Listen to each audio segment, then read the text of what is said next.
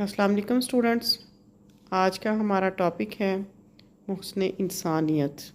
خدا کرے میری عرض پاک پر اترے وہ فصل گل جسے اندیشہ زوال نہ ہو۔ عنوان ہے میرا محسن انسانیت۔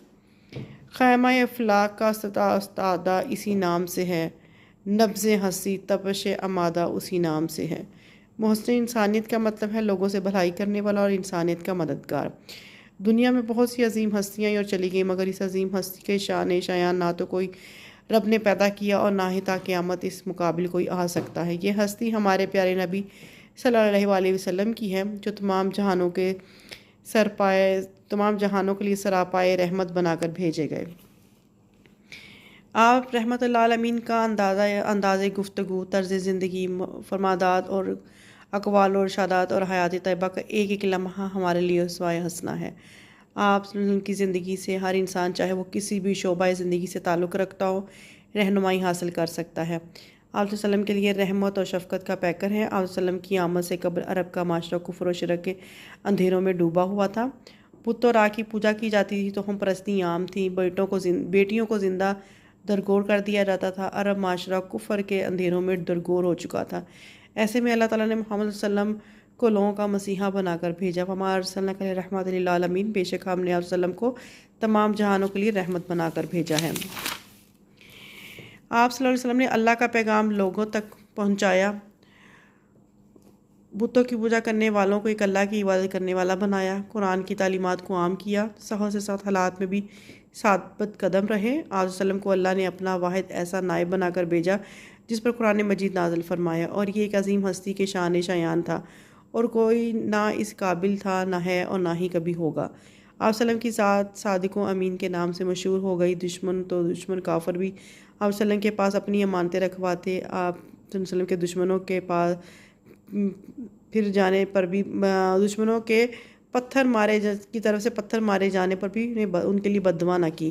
آپ صلی اللہ علیہ وسلم تھے، حضرت جبرائیل علیہ السلام نے فرمایا آپ حکم دیں تو انہیں دو پہاڑوں کے درمیان کچل کر رکھ دوں، لیکن آپ صلی اللہ علیہ وسلم دشمنوں اور سخت ترین کافر کے لیے بھی محسن انسانیت ثابت ہوئے۔ آپ صلی اللہ علیہ وسلم نے فرمایا جبرائیل، یہ نادان لوگ ہیں، انہیں اللہ کے لیے چھوڑ دو، یہ نہیں جانتے کہ یہ کیا کر رہے ہیں۔ بقول شاعر، وہ بھیجا ہے ان کو تو مقصد یہی ہے کہ کسی اور میں اتنی سخت کہاں تھی۔ آپ صلی اللہ علیہ وسلم کی محبت اور مہربانی صرف دنیا کے انسانوں تک محدود نہ تھی، آپ جانوروں پرندوں کے لیے بھی رحمت بنا کر بھیجے گئے۔ عرب میں جانوروں پر بھی جو ظلم و ستم کے طریقے رائج تھے، آپ صلی اللہ علیہ وسلم نے انہیں ختم کر دیا۔ لوگوں کو ان پر بھی رحم کرنے اور سخت سے زیادہ بوجھ ڈالنے سے منع فرمایا۔ آپ صحابہ کرام کو بھی جانوروں اور پرندوں سے اچھا سلوک کرنے کی ترغیب دی۔ ایک دفعہ ایک صحابی نے چڑیا کے بچے کو پکڑ لیا اور وہ چڑیا بے چین ہو گئی۔ آپ صلی اللہ علیہ وسلم نے صحابی کو فوراً حکم دیا کہ چڑیا کے بچے کو اس کے گھونسلے میں واپس رکھ دو، حتیٰ کہ آپ صلی اللہ علیہ وسلم نے اللہ کی راہ میں قربان کیے جانے والے جانوروں کو بھی تیز دھار والے چاقو سے یا ہتھیار سے ذبح کرنے کا حکم دیا، تاکہ وہ زیادہ تکلیف سے نہ گزرے۔ بچوں سے محبت ہے، حاضری کی تمنا تو درود پڑھو۔ کوئی کیونکہ یہ نام کام بگڑنے نہیں دیتا بلکہ بگڑی بھی بنا دیتا ہے، یہ نام محمد صلی اللہ علیہ وسلم۔ آپ صلی اللہ علیہ وسلم بچوں سے بے حد محبت اور شفقت سے پیش آتے تھے۔ آپ کو بچوں سے بے حد پیار اور لگاؤ تھا۔ عرب کے لوگ اس قدر جہالت کے اندھیروں میں ڈوبے ہوئے تھے کہ وہ اپنی بیٹیوں کو زندہ دفن کر دیتے اور مفلسی کے خوف سے اپنی اولاد کو قتل کر دیتے۔ آپ صلی اللہ علیہ وسلم نے انہیں بتایا کہ اپنی اولاد کو مفلسی کے ڈر سے قتل نہ کرو، وہ رب جو پیدا کرنے کی طاقت رکھتا ہے، وہ رزق بھی دینے والی ذات ہے۔ یہ بیٹیاں اللہ کی رحمت ہیں، انہیں زندہ درگور نہ کرو، قیامت کے دن کا ہاتھ ہوگا اور تمہارا گریبان، تب تمہیں عذاب سے بچانے والا کوئی نہ ہوگا۔ محسن انسانیت نے نہ صرف عورتوں کو زندہ رہنے کا حق دیا بلکہ وراثت میں بھی حصہ داری دی، اپنی مرضی سے اسلامی حدود و قیود میں رہتے ہوئے زندگی گزارنے کا بھی حق دیا۔ بڑوں کی عزت و احترام، آپ صلی اللہ علیہ وسلم نے بڑوں کی عزت و احترام اور چھوٹوں سے نرمی کا سلوک کرنے کی بھی تلقین کی۔ آپ صلی اللہ علیہ وسلم نے جو ہمارے بڑوں کا احترام نہیں کرتا، چھوٹوں پر رحم نہیں کرتا، وہ ہم میں سے نہیں ہے۔ یتیموں سے سلوک، آپ صلی اللہ علیہ وسلم نے معاشرے کے سب سے کمزور طبقے یتیموں کے لیے بھی محسن ثابت ہوئے۔ آپ صلی اللہ علیہ وسلم نے یتیموں سے حسن سلوک کرنے اور ان کا مال نہ کھانے کا حکم دیا۔ آپ صلی اللہ علیہ وسلم نے فرمایا یتیم کی کفالت کرنے والوں اور میں دونوں جنت میں ایک ساتھ ہوں گے۔ غلاموں سے سلوک، آپ صلی اللہ علیہ وسلم نے غلاموں سے بھی اچھا سلوک کرنے کا حکم دیا، خود بھی اپنی زندگی میں غلاموں سے اچھا سلوک کیا۔ حضرت سعد بن حارث فرماتے ہیں کہ میں نے 10 سال آپ صلی اللہ علیہ وسلم کی خدمت میں گزارے، لیکن انہوں نے مجھے اف تک نہیں کی۔ آپ صلی اللہ علیہ وسلم نے فرمایا کہ مزدور کو اس کا پسینہ خشک ہونے سے پہلے اجرت دے دو اور ان سے نرمی کا برتاؤ رکھو۔ جب آ گئی ہیں جوش رحمت پدان کی آنکھیں، جلتے بجھا دیے ہیں، روتے ہنسا دیے ہیں۔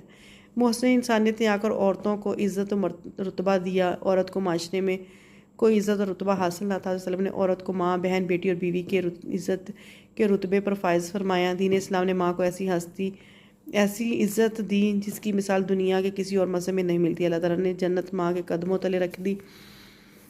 آقائے پاک کی باسط پیاری، جھوم رہی ہے خلقت ساری۔ عورت گھر کی ملکہ بن گئی، پھرتی تھی جو ماری ماری۔ آپ وسلم تمام دنیا جہاں کے لیے ایسی رحمت ہے جس کی مثال نہیں ملتی۔ آپ وسلم کی تعریف میں تو جتنے بھی اوراق لکھ دیں سارے کاغذ ختم ہو جائیں گے، لیکن آپ وسلم کی رحمت کے قصے تمام نہ ہوں گے۔ شاعر نے کیا خوب کہا ہے، تاریخ اگر ڈھونڈے گی ثانی محمد صلی اللہ علیہ وسلم، ثانی تو بڑی چیز ہے، سایہ نہ ملے گا۔ آپ وسلم نے فرمایا، اپنی زندگی میں اخوت و بھائی چارے کا ایسا رشتہ قائم کیا جس کی مثال نہیں ملتی۔ آپ وسلم نے مہاجرین اور انصار کو آپس میں بھائی بھائی بنا دیا۔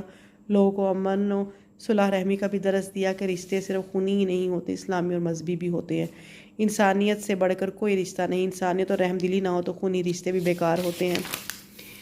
فرمان نبوی صلی اللہ علیہ وسلم ہے، المسلم اخو المسلمہ، مسلمان کا بھائی ہے۔ اطاعت رسول، قیامت تک آنے والا ہر انسان اللہ کے رسول صلی اللہ علیہ وسلم کے احسانات تلے دبا ہوا ہے یا ڈوبا ہوا ہے۔ اگر ہم سب اپنا ایمان مکمل کرنا چاہتے ہیں تو ہم سب کو اللہ اور اس کے رسول کی اطاعت و فرما برداری کرنی چاہیے۔ آپ وسلم کی زندگی ہمارے لیے مکمل ضابطہ حیات ہے جس سے ہم ہر طرح کی رہنمائی حاصل کر سکتے ہیں۔ گویا آپ وسلم کا اخلاق قرآن کا مکمل نمونہ پیش کرتا ہے۔ کیا تم نے قرآن نہیں پڑھا؟ جو کچھ اس میں ہے وہی آپ وسلم کے اخلاق ہیں۔ اللہ تعالیٰ کا ارشاد، وسلم کی اطاعت ہی اصل میری اطاعت ہے۔ گویا ہم زندگی میں اگر کامرانی چاہتے ہیں تو ہمیں وسلم کی زندگی کے اسوہ حسنہ پر عمل پیرا ہونا چاہیے۔ اللہ ہم سب کو عمل کرنے کی توفیق دے، آمین۔ آئی ہوپ اسٹوڈنٹس آپ کو یہ لیکچر اچھا لگا ہوگا۔ میرے چینل کو لائک کیجیے، شیئر کیجیے، سبسکرائب کیجیے۔ ملتے ہیں ایک نئے ٹاپک کے ساتھ۔ اللہ حافظ۔